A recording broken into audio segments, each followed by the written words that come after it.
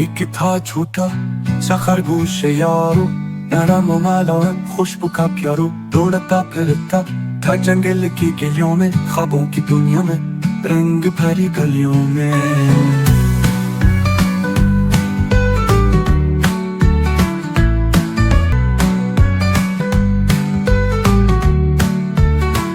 ہر شام کو دن کا آخری نور ہوتا تھا، خرگوش کا دل خوشیوں سے بھرپور ہوتا تھا۔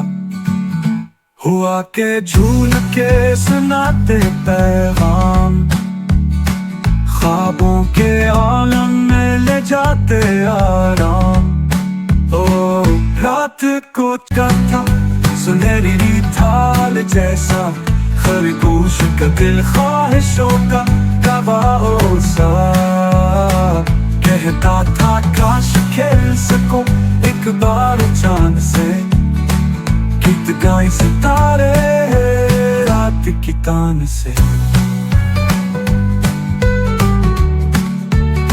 درختوں کی چھاؤں میں بیٹھا ایک پل، جھاڑیوں کے بیچوں باڑیوں کے بیچوں بیچ کھیلتا مست کل، جان کی روشنی میں گاتا کہ خرگوش کے دل میں پل بھر کی جیت۔ پھر ایک دن بچپن کا وہ خواب، چاہتے اور تمنائیں بن جائے ساگر گہرا، خرگوش کو چاند سے پیغام آیا چمکتی روشنی میں دل کا سرگم سایہ۔